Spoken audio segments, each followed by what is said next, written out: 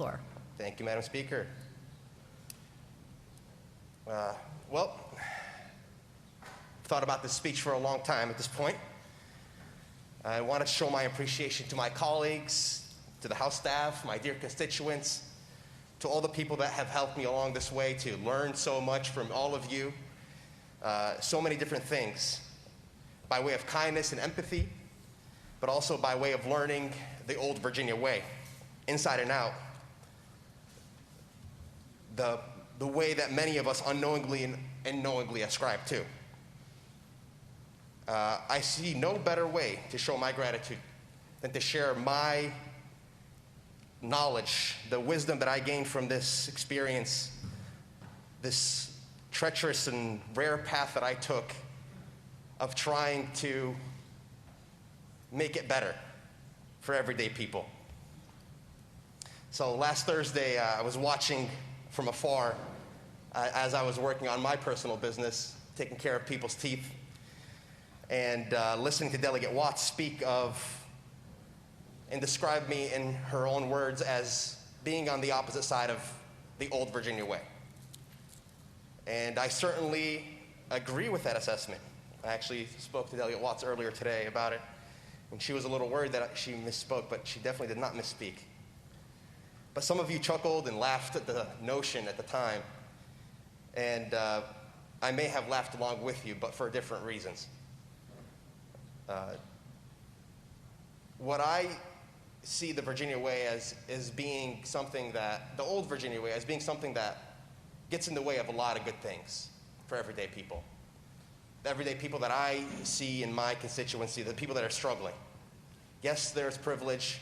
Yes, there is great wealth in my district, but there's also a lot of people that are stuck in between all of it and struggling to find their way. And those are struggles that I experienced throughout my life. Those are the experiences that changed me, that made me want to fight for everyday people so passionately, as the Majority Leader spoke earlier today. My identity is quite complex. I grew up in the south side of Chicago, moved to the southwest suburbs, grew up Afro-Arab. My grandfather was black. My other grandparents were light-skinned. They all came from working class families. My grandfather, who's black in particular, I'm named after. And he was an orphan. He never knew his father. Never finished high school. Grew up with a rich tradition, being originally from Jerusalem. Being from the old city walls, all four of my grandparents grew up there and were forced to refuge when war broke out in 1947 in the Holy Land.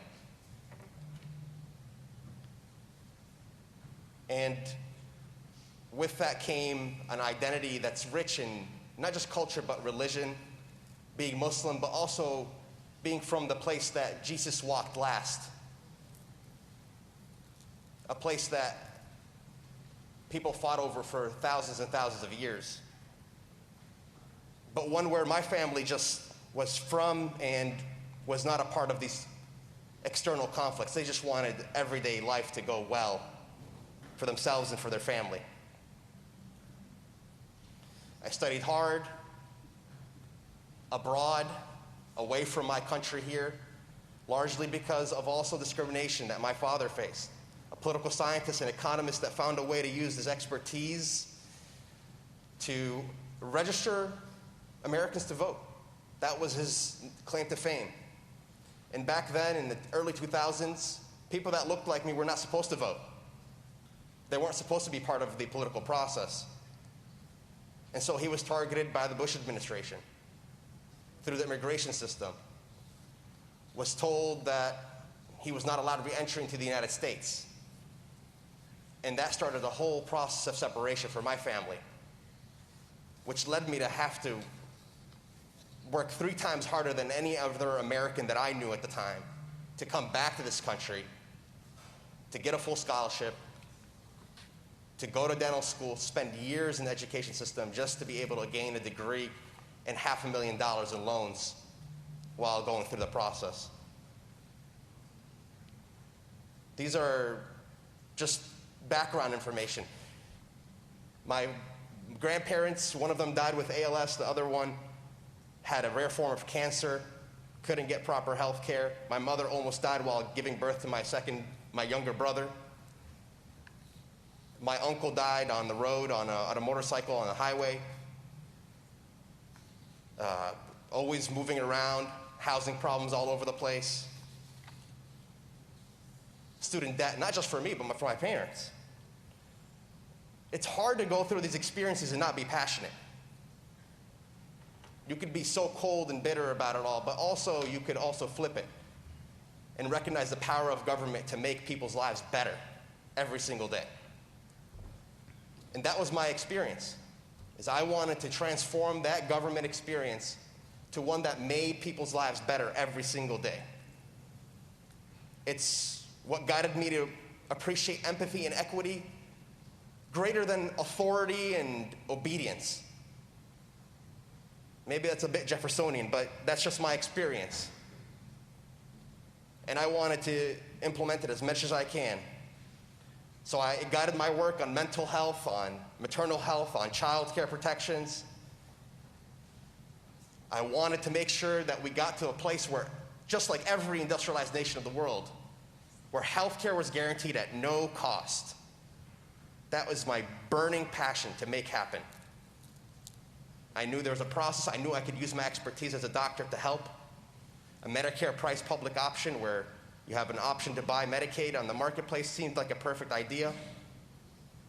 I'm grateful that now it's in Governor McAuliffe's plan for the Commonwealth if he is to win.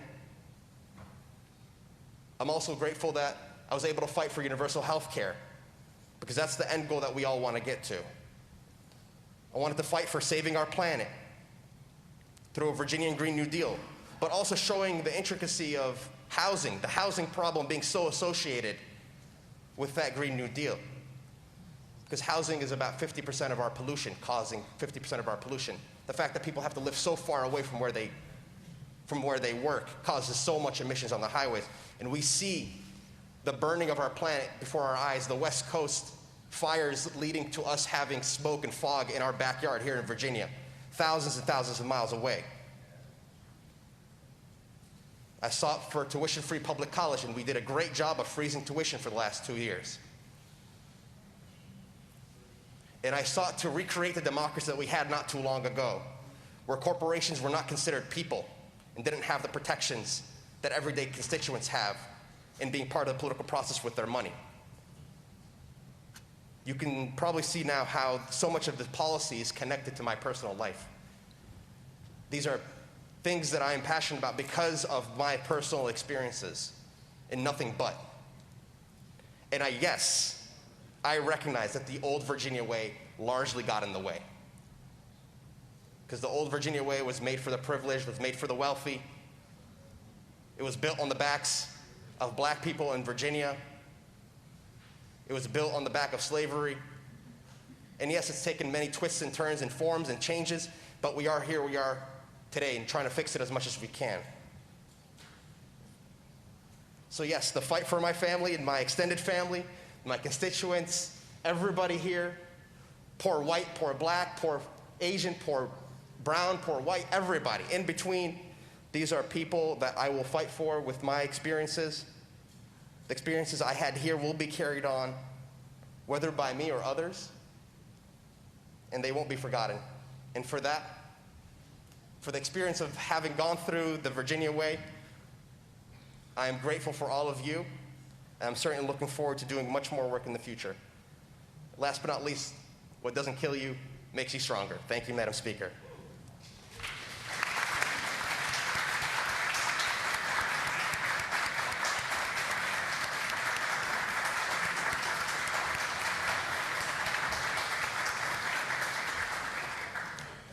Thank you, Delegate Samirah, for those words. You will be missed, and you have contributed tremendously already.